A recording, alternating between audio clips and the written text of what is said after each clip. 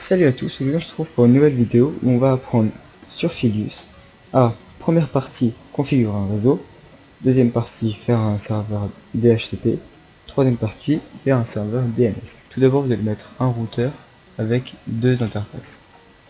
Vous allez mettre un switch de chaque côté, une tour à droite qui va être le serveur, une tour à gauche qui va permettre de faire le DHCP et des ordinateurs portables, par exemple 3. Vous allez relier chaque ordinateur portable au switch, ainsi qu'ici les deux au routeur. On va commencer par configurer le routeur. Donc vous faites double clic sur le routeur à droite. Donc ça va être la partie serveur. Donc on va laisser le 0 et pour le câble on va mettre 5. Donc son adresse IP ça sera 192.168.0.15. La partie gauche sera la deuxième partie. Donc à la base du 0 on mettra toujours un 1 et on va mettre aussi 15 parce qu'on peut laisser le même numéro à droite et à gauche vu que le 1 et le 0 ne sont pas identiques.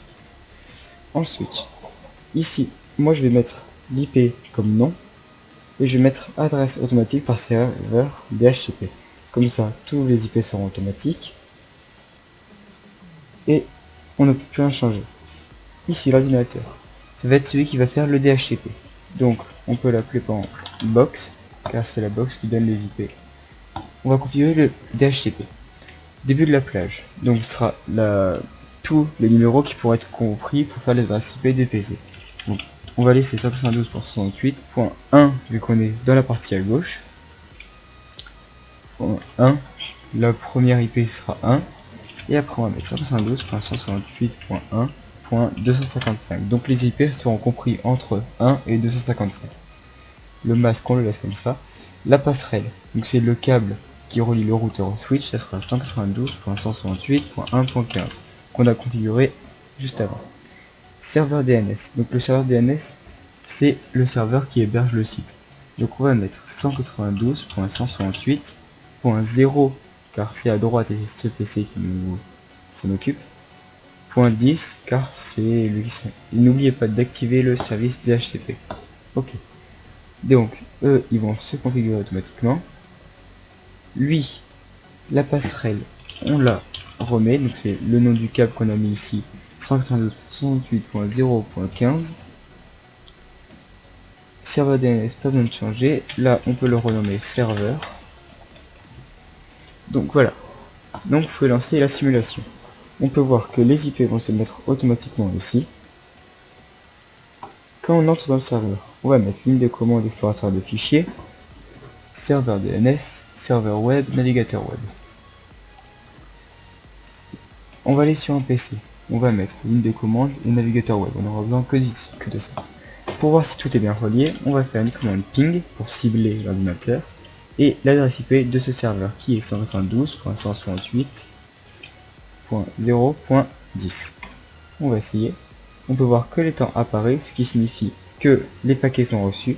Et là on va voir 4 paquets transmis, 4 paquets reçus, 0 perdu. Donc ils sont bien reliés. Ici, maintenant on retourne sur le serveur. L'explorateur de fichiers, on peut voir que dans le web server il y a déjà un index, donc un site de base. Ce qu'on fera, c'est que dans ce PC, on va mettre navigateur web et on va mettre l'adresse IP de ce serveur, donc 192.168.0.10. Donc là, cet ordinateur va accéder à l'autre. Ah, alors j'ai juste oublié ici de serveur web démarrer. Donc maintenant, si on essaye, hop, on est installé. Donc bienvenue le serveur. Donc ça c'est un truc de base. On peut voir qu'on peut y accéder. Sauf que nous, les IP, on n'aime pas trop. Et c'est ça que va nous servir le DNS, Domain Name Server. Donc là, l'IP du PC, elle est automatiquement. Nom de domaine. Donc le site, c'est le site automatique de Filius. Donc on va laisser www.filius.fr, par exemple. On va faire ajouter, on va faire démarrer le DNS. On va aller pour un exemple sur un autre. On va aller navigateur web et ligne de commande. Là, si on met www.filius.fr, on va pouvoir accéder au site sans pouvoir mettre l'IP grâce au DNS. Donc on a vu comment configurer un réseau, comment faire le DHCP et comment faire le DNS. Si vous avez des questions, n'hésitez pas à m'en parler. À plus.